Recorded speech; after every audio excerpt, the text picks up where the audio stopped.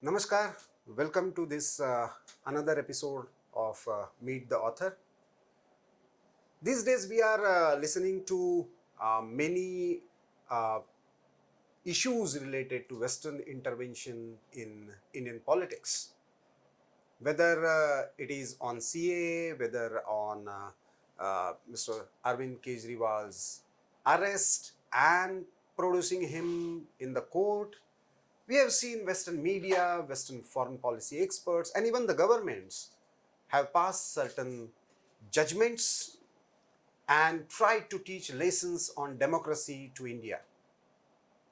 And on the same issue, interestingly, there is a book that has come up by a veteran journalist called Western Media Narratives on India from Gandhi to Modi. And to discuss about this book, we have with us the author himself, Shri Umesh Upadhyay ji. Namaste, namaste Umesh ji, and welcome to Organiser.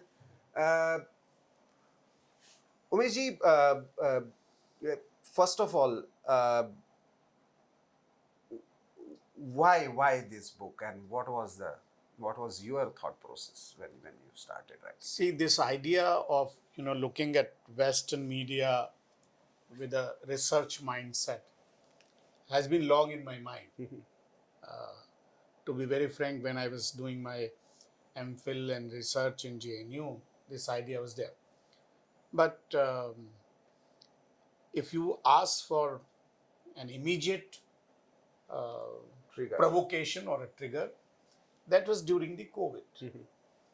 And when I used to read a lot of Western media publications during COVID, and especially when New York Times published that almost 4.2 million people have died in India, it triggered something that was not correct.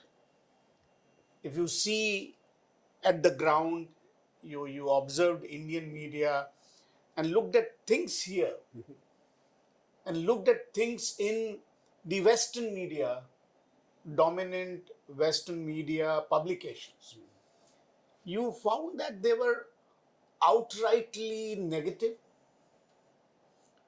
biased, and many a times agenda driven. So I thought that this phenomena needs to be studied, not like you gave a speech or write an article. So I went on studying this, and then mostly in my book I have quoted primary sources, more than 300 primary sources. As you read, you get to know so much. Oh, they wrote this much, they wrote this much. In fact, if you see the book, it raises some questions, and in fact, as I read more, even when I've finished the book, I think it needs a deeper study. And then, but you asked that why I think COVID triggered this book. No, why I asked you, because currently when we are going for general elections, many people would, and we have a tendency to see everything from political prism.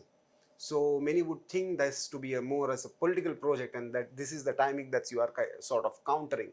But you have been a veteran journalist for almost 4 decades. You have been in journalism. You have seen all variants of media platforms, right from print to now the digital ones. And there has been certain narrative about what media is expected to do. uh, for instance, there is a larger template about media to be objective. Like journalists like me is always branded as somebody's mouthpiece and representing some point of view, while people like you are more seen as more a mainstream journalist kind of a person. But while doing this and while reading this book, it struck to me where you have made an interesting observation of as a role of a journalist. How this Western media, because of their biases. So do you really think that we need to rethink about the entire understanding of the journalism as a profession and media as an industry? I think media as it is seen today needs to be understood more meaningfully. And and um, uh, and then this entire debate of somebody mainstream and somebody not mainstream and somebody this and somebody that is always a question of perspective. Which side of the wall you are standing?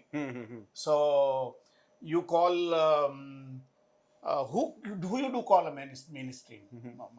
I may ask that question. And who has defined that? If you see the entire issue of media, the media in the present form is itself a product of imperialist mindset. It is not something a media or a reporter. Okay.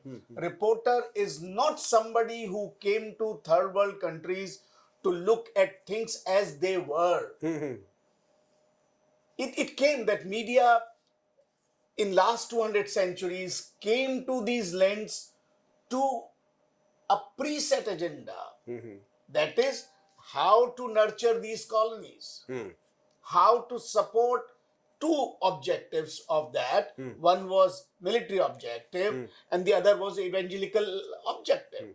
And this is not that I'm saying.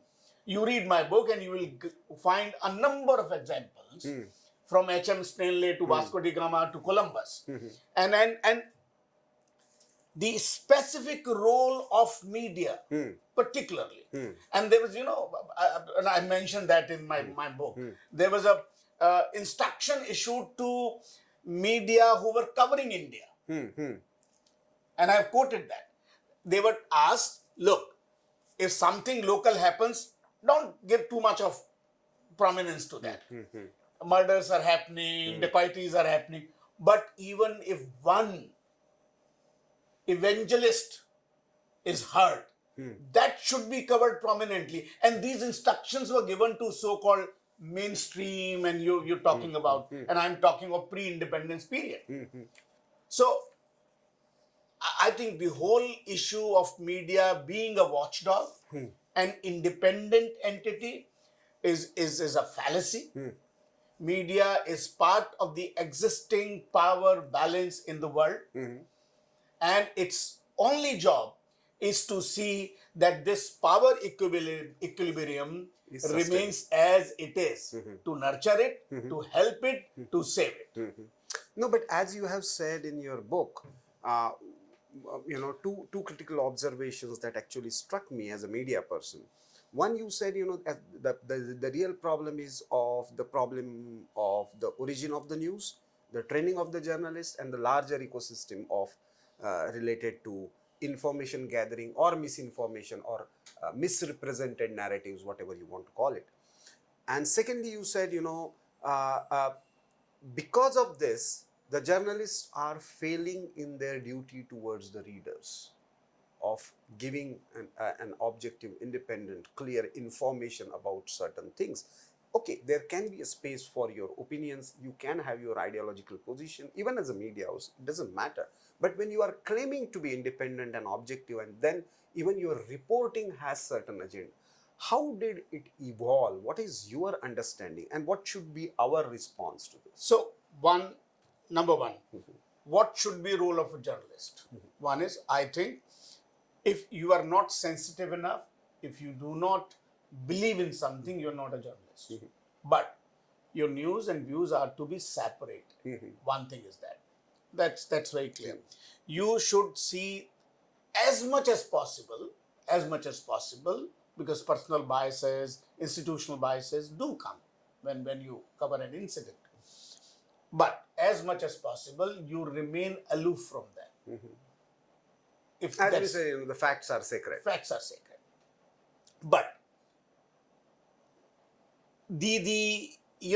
what has happened over the time, that certain media outfits have been proclaimed as a parcel of truth, objectivity, fact.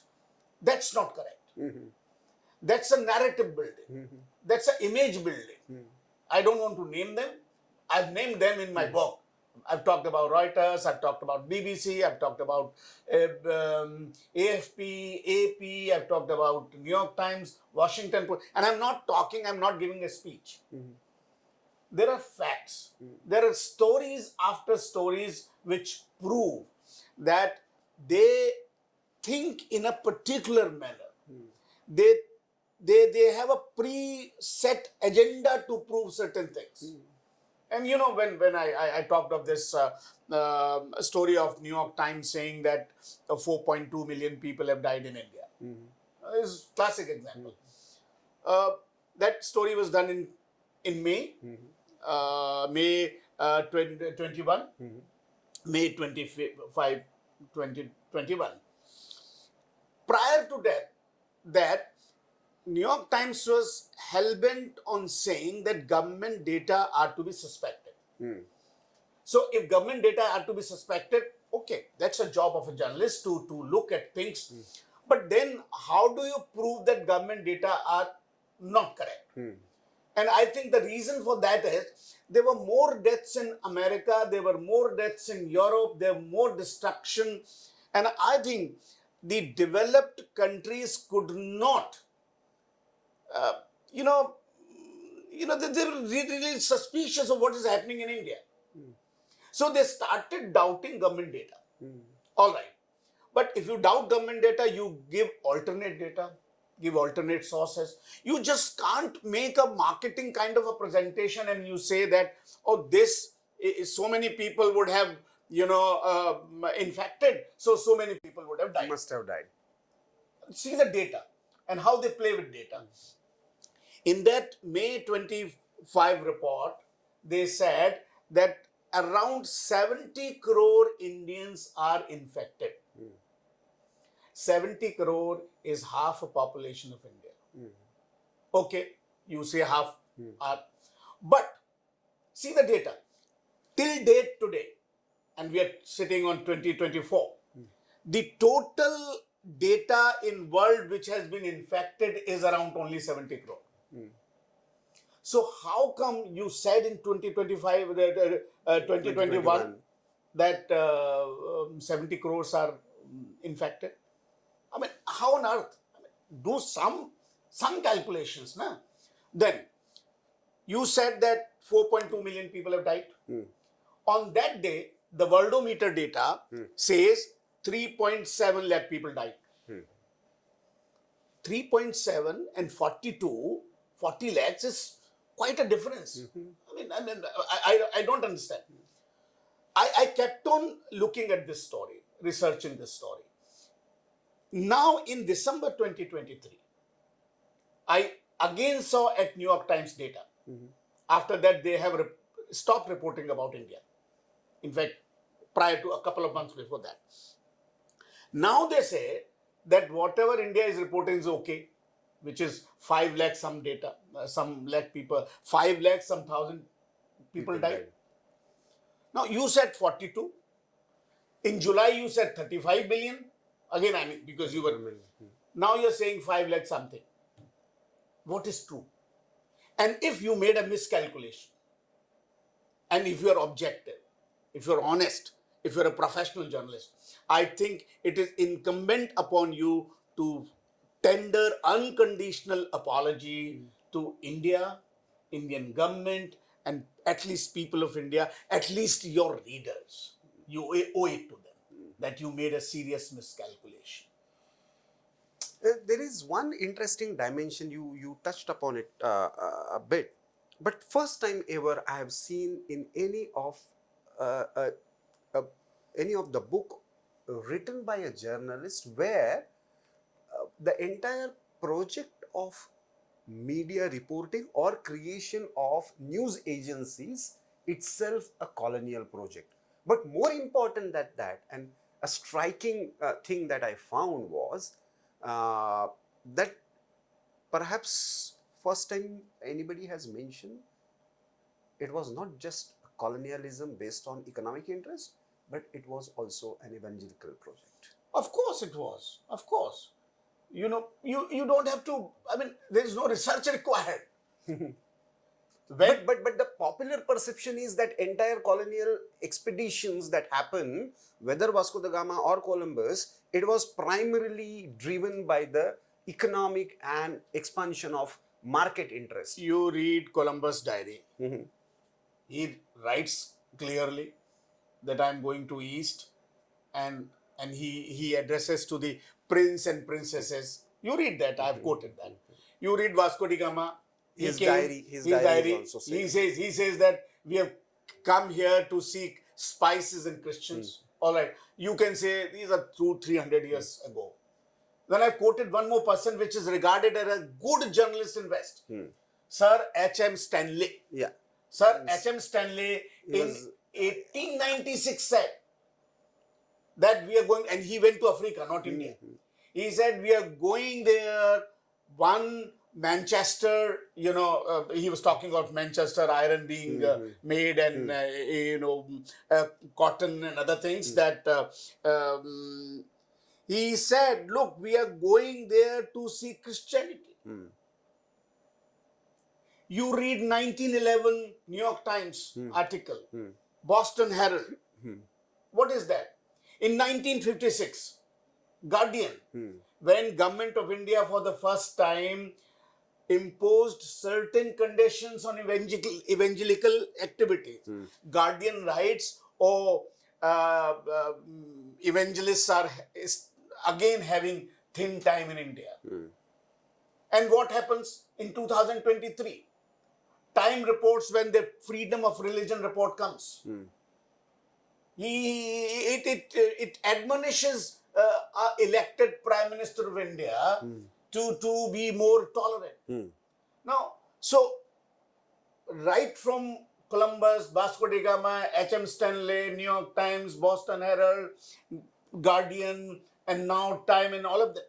So what are we talking about? Let's talk of facts. Let's leave politics aside. And you asked the question whether timing of the book, etc. My book is not about politics. It's about pure facts. Discuss facts. Now, let us discuss, about. So, it is for sure that what is happening to Prime Minister Modi or his government in last 10 years, or even before that, perhaps when he was denied the visa, is not a phenomena in isolation, as you have quoted, right from Gandhi to Atal Bihari Vajpayee via Mrs. Gandhi and Rajiv Gandhi.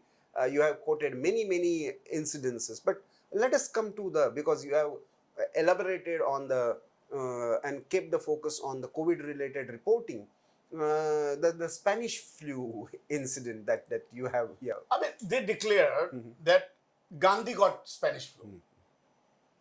There was a book written by Laura Spinney about Spanish flu of 1918, and she just mentioned that Mohandas Karamchand Gandhi also in August 1918 got Spanish flu without any giving any a substance or a reference one, primary source. For Gandhi, you don't have to read anything here. You read his autobiography, writings, his letters. Harilal's wife had died of Spanish flu, and he wrote a letter. C.F. Andrews, he wrote a letter. He wrote letters. So Gandhi knew. But she wrote Los Angeles Times. This is how, the ecosystem of news works. Los Angeles Times interviewed her. They reported if Gandhi had died in COVID, what would have in Spanish flu. Then they also mentioned Roosevelt also got it, and Spain's king also got it, etc. Then Gulf News did a story, and everybody started writing a story without checking the fact. I think as journalists, it's our job to check the facts. Who said? And then this gossip, actually gossip. And I see some newspapers writing what Gandhi used to eat during Spanish flu. How did he survive? And you see so much just gossip on the basis of one person, one British journalist writing something. For heaven's sake, BBC did a story. Please check facts. This is our, I mean, I was told by my editor when I started as an intern, when you write something, please check it twice. But nobody checked it. And you think they are the last word on truth and facts. This is not correct. And you talked about Modi. My book is about India. Whosoever stands for India, whether it is Sardar Patel, whether it is Indira Gandhi, Atal Bihari Vajpayee, or present Prime Minister Modi, whosoever is assertive has to be somehow maligned on some issue. That seems to be the agenda. That's the agenda. Modi is maligned because he represents India. So Modi is abused or or criticized because he represents a powerful India, a aspirational India, and that is not right. Because the entire colonial enterprise or the neo-colonial enterprise or the cultural imperialists enterprise does not like India becoming assertive, powerful. They don't like it. So somehow the other, on any issue, I mean, you talk to Mangalyaan, Chandrayaan, even a small things like I mentioned this in the recently held Asian Games in China. India got 107 medals. Prior to that, it was around 60. From 60 to 107, any sports journalist, any trainee journalist would know it's quite a leap. We know it. And then everybody was happy and saying that, well done, well done. Reuters files a story. See the headline of this story. It says, India, big fish in a small Asian Games pool. That's the headline. Come on. Say that they won medals. Criticize that, okay, they are not winning medals in Olympics. From 60 to 107 is quite an achievement. But somehow you wanted to belittle Indian sportsperson. And in that sense, India. That's your agenda. But Umeshji, one thing that I find problematic now, recently also, if you see whether India dropping down numbers when it comes to the free speech index or in democratic ranking or hunger index, they come up with, it's fine, if they have a colonial agenda and neo-imperial agenda, whatever. But unfortunately, most of the elite media, especially English media, because you have seen English media, I have been dealing with English media on a regular basis, unfortunately relies more on their narration about India, and then over the period of time it becomes a kind of common perception, and that's why even the Indian languages media start following the same line. So how big this is the challenge, and how should we address it? This is a very big challenge. And my book, if I were to say in one phrase, is about this colonization of minds. And media is one part of it. The entire ecosystem of narrative building, media is front-ending it. But there are educational institutions, Academia, intelligence. You have mentioned about I've written it. NGO, the international They all NGOs got and think together. tanks. You talked about freedom of expression and hunger report, and these are things which are used against developing societies as it suits them. If I were to say in Hindi, वो अचानक से देखते हैं और बक्से में से कुछ निकाल लेकर आते हैं कि अब इसको इस डंडे से पीटा जाए, और फिर पूरा का पूरा इकोसिस्टम उसका गाना गाने लगता है. और इम्पॉर्टेंट बात यह जो मैंने कहा भी है कि most of these media outfits have very small presence in India, but they have very disproportionate influence to their own presence. They may be having a couple of correspondents.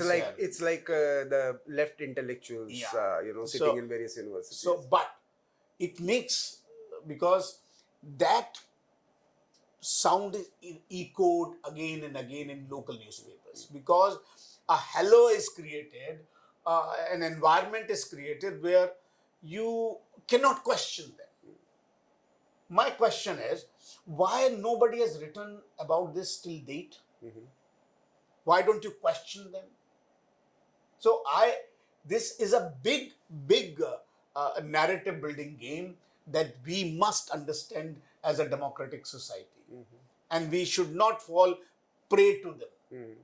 And I fear it is going to increase as India becomes more assertive, as India becomes economically more powerful, as India takes independent instance on various issues.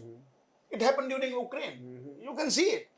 I mean, Europe was, importing gas from Russia, and they were telling us through media that India should take a stand. History will judge India as to where it was standing.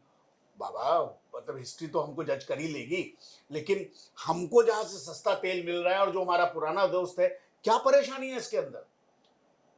You're fighting in Europe, and you are blaming us. So that's their old technique to do it. But I think Indian media, if I were to answer your question, is very powerful.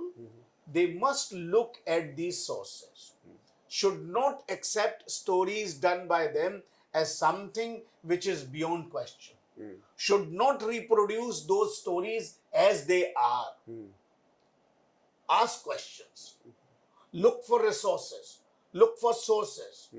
The kind of people they're being quoted. I talked about COVID.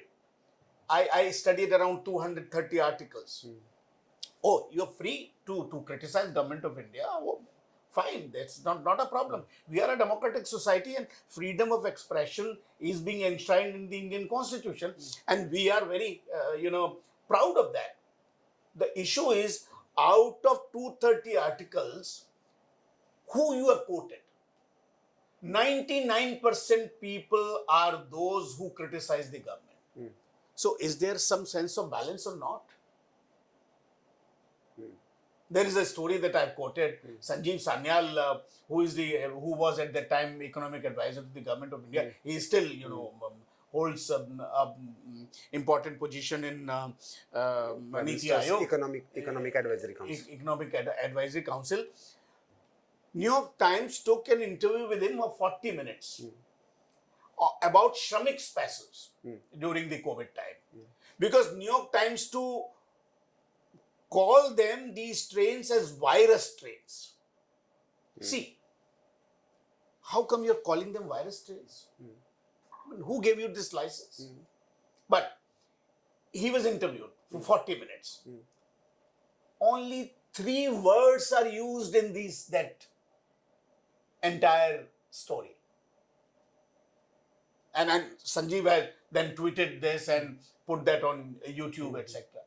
So they cherry pick, they choose facts which suit them, they make half-truths and present them as complete truth. So we as journalists, discerning people, should not use these, so-called stories as they are presented to us. We should question as much as possible. And what would you advise to the younger journalists who are still studying in various academic institutions, or young researchers, because they get enamored with this, reporting, and then such reports of various news agencies or foreign media being quoted by various platforms in India itself. So what would be your advice to them? I would ask them to feel that you belong to a great civilization, which is inclusive, which is not judgmental on things, which says, एकम सत्र सत विप्रा बहुधा वदंती, एक सच है, विद्वान लोग उसको अलग अलग तरीके से, इससे ज्यादा इंक्लूसिव क्या हो सकता है?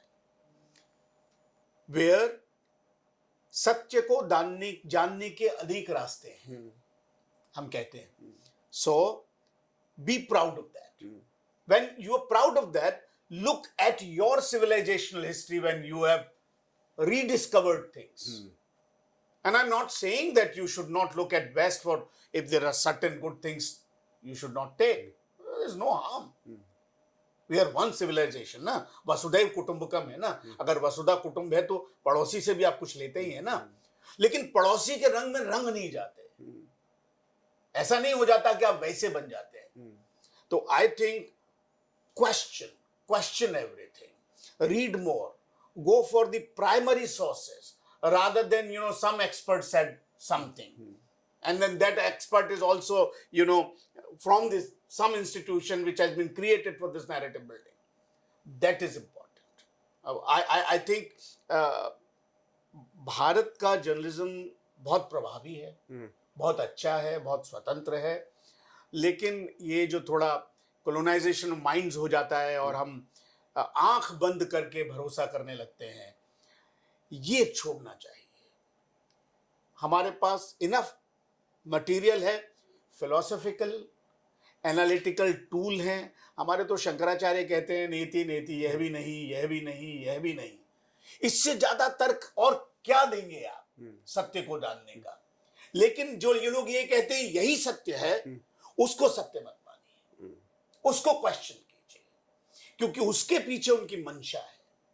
There is sometimes, not sometimes, more often than not, it is agenda driven, it is biased, it is with the blinkered vision. They have a narrative, and that is to safeguard the existing power structure in the world where India doesn't suit them.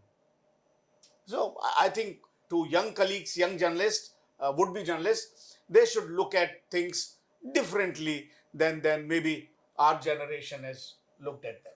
Thank you, Umesh ji, for sparing the time and more importantly coming up with this masterpiece. I see this not as a product, I see this as a beginning, friends, because Western media narratives on India needs a much more deeper investigation, and a quest that was started in Umesh Upadhyay ji's mind as a student, young researcher in JNU, on the way media had covered presidential election in India, and when Mr. Gyani Jhail Singh got elected, and the way it was covered in Canada, that was somewhere the starting point, but COVID became the triggering point. And on the basis of that, he made a very in-depth, though he has made a sort of disclaimer in the introduction that this is not an academic work, but even from academic point of view, this is a marvelous work because it has very authentic primary sources on the basis of which he has made this analysis. So grab this book and don't feel shy to share your comments on this video and subscribing Organiser YouTube channel. But more important than that, the takeaway is media job is not to take the Western agenda-driven journalism blindly. India needs its own Indian way of journalism. So with this, thank you very much for watching. I request you to subscribe, like and share YouTube platform of Organiser and the videos that we are making.